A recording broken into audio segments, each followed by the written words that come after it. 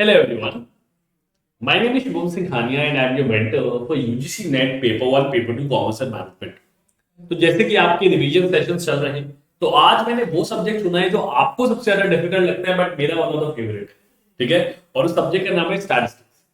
और स्टैटिस्टिक्स को शुरू करने से पहले मैं एक डिस्क्लेमर देना चाहूंगा, ठीक है, आप सभी स्टूडेंट्स को, बिकॉज इट्स इंपॉर्टेंट कि आपको ये बेसिक चीज पता रहे कि आपको जब भी स्टैटिस्टिक्स पढ़ना है तो ये यूजीसी नेट एग्जाम, मैं यूजीसी नेट एग्जाम के बारे में बात कर रहा हूँ, तो आपको दो चीजों का ध्यान रखना।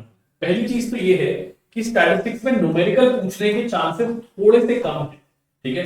और इसका रीजन क्या है पहले ये समझ लीजिए। इसका रीजन ये है कि मेजॉरिटी ऑफ द क्वेश्चंस है, जो मेजॉरिटी ऑफ द फॉर्मूलाज आप स्टैटिस्टिक्स के अंदर यूज करते हैं, उनके अंदर स्क्वायर रूट या फिर क्यूब रूट की जरूरत पड़ती है, ठीक है।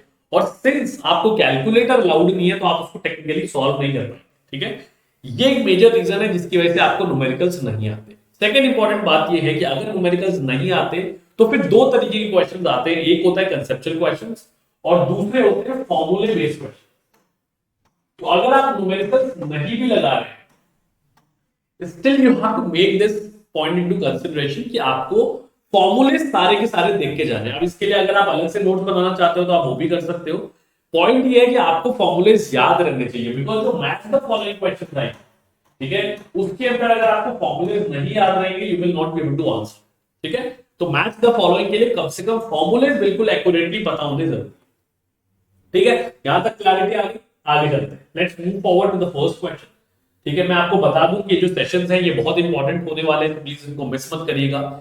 और मैं आपको बता दूं कि जो भी अभी तक शिफ्ट्स हुए हैं, ये जो इतने सारे शिफ्ट्स हमने एनालाइज किए, उसके बेसिस पे मैं आपके सेशंस फॉर्मुलेट कर रहा हूं ताकि आपको अच्छा रिवीजन करा सकूं, ठीक है। और आपको ये भी बता दूं कि जो स्टैटिस्टिक्स का सेशन है इसके अंदर बहुत सारी ऐसी चीजें हैं जो आपको पेपर वर्क के रिसर्च एप्टीट्यूड के टॉपिक से सिमिलर लगने वाली है, ठीक है। तो घबराने की कोई बात नहीं है, जो आपने यहाँ पे पढ़ा हुआ है वो वहां पे काम आएगा पेपर 2 के अंदर, और जो आपने पेपर 2 के अंदर पढ़ा हुआ है वो पेपर 1 के अंदर काम आएगा, ठीक है। चलते हैं, let's have a look at the first question. When the researcher selects some individuals, कुछ लोगों को वो सिलेक्ट करता है, and based on his references select other respondent, the sampling is known as. कौन से टॉपिक से क्वेश्चन है भाई? जो टॉपिक पूछा गया वो है सैंपलिंग। भाई छोड़ के मत जाना, 21 फरवरी को जो दोनों शिफ्ट में एग्जाम हुआ था, मॉर्निंग और इवनिंग शिफ्ट, दोनों ही शिफ्ट के अंदर सैंपलिंग टॉपिक से काफी ज्यादा सवाल आए थे। रिसर्च एप्टीट्यूड इस बार सेंटर ऑफ अट्रैक्शन बना हुआ है, ठीक है, एनटीए का। रिसर्च एप्टीट्यूड से काफी सवाल आ रहे हैं, तो चांसेस है कि स्टैटिस्टिक्स से भी ज्यादा सवाल पूछे जाए। तो स्टैटिस्टिक्स के जितने भी कोर टॉपिक्स हैं उनको अच्छे से कवर कर लें, ठीक है। कौन सी टाइप की सैंपलिंग होगी? Is it going to be convenience sampling, जहां पे आप कन्वीनियंस का इस्तेमाल करते हैं, जो आपको कन्वीनियंटली मिल जाता है उससे आप डेटा कलेक्शन कर लेते हैं। सेकेंड, जजमेंट सैंपलिंग, जहां पे आप जजमेंट का इस्तेमाल करते हैं। जजमेंट मतलब आप अपने एक्सपीरियंस के बेस पे गॉज आउट करने की कोशिश करते हैं कि इस पर्सन से मुझे डेटा कलेक्ट करना चाहिए या फिर नहीं। थर्ड, कोटा सैंपलिंग, जहां पे आप एक नंबर फिक्स कर देते हैं, आप क्वांटिफाई कर देते हैं कि यार इतना डेटा या इतना वैल्यू तो कलेक्ट करके आना ही आना। फॉर एग्जांपल हमने ये कह दिया कि भाई अगर डेटा कलेक्ट करने जा रहे हो तो कम से कम 40% मेल का डेटा लेके आना, 40% फीमेल का लेके आना और 20% रिमेनिंग जेंडर, अदर जेंडर का लेके आ जाना, जिसको हम थर्ड जेंडर भी कहते हैं, ठीक है। तो हमने क्वांटिफाई कर दिया एक नंबर, ठीक है। नेक्स्ट क्या है? Snowball sampling. स्नोबॉल देखा है कभी कभी आपने? बर्फ में अगर गोला बना के फेंकने की कोशिश करेगी तो उसमें क्या होता है कि जहां जहां वो गोला जाता है, क्योंकि वो बिल्कुल व्हाइट कलर का होता है, प्योर व्हाइट कलर का होता है इनफैक्ट, तो जहां जहां वो रोल करके जाता है वहां पे जो भी रास्ते में डस्ट पार्टिकल्स होते हैं या जो भी रास्ते में पड़ा होता है उसको अपने अंदर ग्रॉस कर लेता है, रोल आउट कर लेता है, ठीक है। तो स्नोबॉल सैंपलिंग में क्या होता है कि जहां भी सेंसिटिव एरियाज होते हैं, इस चीज को प्लीज समझिएगा, जो भी सेंसिटिव एरियाज होते हैं या सेंसिटिव टॉपिक्स होते हैं जिनपे डेटा कलेक्ट करना थोड़ा सा मुश्किल है। फॉर एग्जांपल अगर आप ड्रगिस्ट खोजने की कोशिश करेंगे, भाई देखो हर इंसान जो ड्रग लेता है वो डरा होता है पहली बात तो कि मुझे पुलिस ना पकड़ ले, ठीक है, और गलत बात भी है, ठीक है। बट अगर आपको लेट्स से उनके ऊपर कुछ रिसर्च करनी है, उनके बिहेवियरल पैटर्न के ऊपर रिसर्च करनी है, तो आपको आसानी से तो चलता फिरता राह चलता तो ड्रगिस्ट मिल नहीं जाएगा। हो सकता है किसी एक इंसान से आप किसी मशक्कत के बाद, बहुत मेहनत करने के बाद एक बार कॉन्टैक्ट में, क्योंकि अब एक ड्रगिस्ट दूसरे ड्रगिस्ट को जानता होता है, वो कहते नहीं है चोर चोर मौसेरे भाई, तो एक ड्रगिस्ट दूसरे ड्रगिस्ट को जानता होता है, तो उनका रेफरेंस लेके आप दूसरे और ड्रगिस्ट से कनेक्ट में आ सकते हैं और आप उनसे डेटा कलेक्शन कर सकते हैं। इस टाइप की सैंपलिंग को हम कहते हैं snowball sampling, and this is going to be your correct answer. क्यों? क्वेश्चन में ऑलरेडी हिंट किया मैंने कि कुछ इंडिविजुअल को आप सिलेक्ट करते हैं और उनके रेफरेंस के बेसिस पे बाकी लोगों को सिलेक्ट करने की कोशिश करते हैं, ठीक है, तो इसलिए जो आंसर हो जाएगा that is going to become snowball sampling. बहुत ही आसान सा क्वेश्चन था, बट सैम्पलिंग के सारे टाइप्स हमने यहाँ पे डिस्कस कर। ठीक है, आगे चलते हैं, let's move to the second question. Sorry, if bxy, ये एक रिग्रेशन कोएफिशिएंट है जिसके बारे में आपको पता होगा। ठीक है, रिग्रेशन कोएफिशिएंट्स आपको कैलकुलेट होके आते हैं। ठीक है, तो आपको यहाँ पे रिग्रेशन कोएफिशिएंट गिवन है। The first one is having the value of 0.12, I hope it's very clearly visible. Second by(x), ये भी एक रिग्रेशन कोएफिशिएंट है, इसकी वैल्यू गिवन है 0.89। ठीक है, then the value of coefficient of determination is going to be dash. ठीक है, बहुत ही आसान सा सवाल है बट ट्विस्टेड सवाल है। देखो यार, अगर सिर्फ कैलकुलेशन के बारे में बात करें तो सिर्फ कैलकुलेशन से सवाल होते होते तो कोई प्रॉब्लम नहीं होती। यहाँ पे कंसेप्ट बहुत इंपॉर्टेंट है। ठीक है, फॉर एग्जांपल आपको ये पता होना चाहिए कि कोएफिशिएंट ऑफ डिटरमिनेशन और कोरिलेशन कोएफिशिएंट में क्या होता है। ठीक है, दोनों चीजें अलग अलग। कोएफिशिएंट ऑफ डिटरमिनेशन होता है आर स्क्वायर, ठीक है, जो बेसिकली कोरिलेशन कोएफिशिएंट का स्क्वायर होता है। ठीक है, और कोरिलेशन कोएफिशिएंट को हम रिप्रेजेंट करते हैं आर से। ठीक है, अब अगर आपको दिमाग में घंटी बज रही है तो आपको एक फॉर्मूला पता होगा कि कोरिलेशन कोएफिशिएंट कैलकुलेट करने का एक बड़ा सिंपल सा फॉर्मूला है। Correlation coefficient is the geometric mean of two regression coefficient. अगर दो रिग्रेशन कोएफिशिएंट्स को हम जोड़ दें, ठीक है, सॉरी मल्टीप्लाई करते हैं और इस फॉर्मूले के अंदर डाल दें तो हमें क्या मिल जाता है, R, which is your correlation coefficient. अगर इस फॉर्मूले का इस्तेमाल किया जाए और हमें आर स्क्वायर निकालना, क्योंकि हमें क्वेश्चन के अंदर कोएफिशिएंट ऑफ डिटरमिनेशन पूछा है, तो हम क्या करेंगे, हम ये अंडर रूट हटा देंगे और अगर हम अंडर रूट हटा देंगे तो हमारी जो वैल्यू आएगी वो अप्रॉक्सिमेटली 1 पॉइंट समथिंग आएगी, सॉरी 0.10 समथिंग आएगी। ठीक है, और उसके बेसिस पे आप अपने आंसर्स को मार्क कर सकते हैं। ठीक है, तो यहाँ पे आप क्लियरली देख पा रहे हो कि 0.10। ठीक है, देखो बहुत बड़ी कैलकुलेशन करने की जरूरत नहीं है, दो डेसिमल प्लेसेस तक भी कैलकुलेशन करोगे तो आंसर मिल जाएगा। ठीक है, तो हमें क्लियरली समझ में आ रहा है कि जो आंसर होना चाहिए that should be D, that is 0.11। तो ये हमारा करेक्ट आंसर हो। क्वेश्चन में ये जरूर पढ़ना ध्यान से कि कोएफिशिएंट ऑफ कोरिलेशन पूछा जा रहा है या फिर कोएफिशिएंट ऑफ डिटरमिनेशन। अगर हमसे कोएफिशिएंट ऑफ कोरिलेशन पूछा जा रहा होता तो हम यहाँ पे स्क्वायर रूट को काटते नहीं। ठीक है, और हम डायरेक्टली सॉल्व करते पूरा का पूरा इस फॉर्मूले को, बट क्योंकि हमसे कोएफिशिएंट ऑफ डिटरमिनेशन पूछा जा रहा है तो इसलिए हमें आर की आर स्क्वायर निकालना है। ठीक है, therefore we are eliminating the under root. ठीक है, I hope this is clear now. So अब जो आंसर हो जाएगा that is going to become 0.11। ठीक है, आई बिलीव काफी सारे लोगों ने सही आंसर दिए। कोई डाउट हो तो प्लीज कमेंट सेक्शन में पूछ लेना यार, ये मत सोचना कि लोग मेरे ऊपर हंसेंगे या लोग मेरा मजाक उड़ाएंगे। आज गलती कर रहे हो, कल यही गलती आपके एक्सपीरियंस का काम करेगी और आप एग्जाम में सही करके होंगे। ठीक है, चलो let's move to the third question. Third question पे चलते हैं, थोड़ा सा दोबारा रिवाइज करा देता हूं। Coefficient of correlation is the degree of relationship between two variable X and Y. ठीक है, जो कि -1 से +1 के बीच में वेरी करते हैं। ठीक है, आर स्क्वायर जिसको हम कोएफिशिएंट ऑफ डिटरमिनेशन से डिनोट करते हैं, shows percentage of variation by which is explained bye all the x variables taken together. ठीक है, आर स्क्वायर का सिंपल क्या मतलब है कि अगर मैं सारे एक्स वेरिएबल्स को जोड़ दूं, आपको पता है कि हम एक इक्वेशन बनाते हैं y = a + bx। ठीक है, जहां पे क्या होता है, y एक डिपेंडेंट वेरिएबल होता है और x एक इंडिपेंडेंट वेरिएबल होता है। ठीक है, बेसिक आपको पता है। ठीक है, a इंटरसेप्ट होता है, ठीक है, और b आपका स्लोप होता है। आई बिलीव आपको ये इक्वेशन बेसिकली पता होगा। ठीक है, ऑलरेडी। ठीक है, अब ये जो x वेरिएबल है ये क्या है, ये हमारा इंडिपेंडेंट वेरिएबल है। अब जब हम नंबर ऑफ इंडिपेंडेंट वेरिएबल बढ़ाते जाते हैं, लेट्स से x1 कर देते हैं, x2 कर देते हैं, x3 कर देते हैं, ठीक है, तो क्या होगा, y पे इम्पैक्ट आएगा which is your dependent variable. तो r स्क्वायर हमें क्या बताता है कि जब सारे x, x1 x2 x3 मतलब इंडिपेंडेंट वेरिएबल जुड़ जाते हैं टेकन टुगेदर, तो ये कितना एक्सप्लेन कर पा रहे हैं y वेरिएबल को, ये होता है r square, that is coefficient of determination. और जब हम दो वेरिएबल्स के बीच में सिंपल कोरिलेशन मेजर करने की कोशिश कर रहे हैं कि उनके बीच में क्या रिलेशनशिप है, then we talk about coefficient of correlation, जिसको हम r से डिनोट करते हैं। तो r और r स्क्वायर के बीच का डिफरेंस अगर पता रहेगा तो आप इस क्वेश्चन को सॉल्व कर पाओगे, वरना नहीं कर पाओगे। ठीक है, आई होप आप क्लियर हो गया। Let's move to the third question. The value of correlation is reported by researcher to be r = -0.5। ठीक है, r की वैल्यू गिवन है which is given as to be -0.5, which of the following statement is correct. ठीक है, ये आपको बताना है।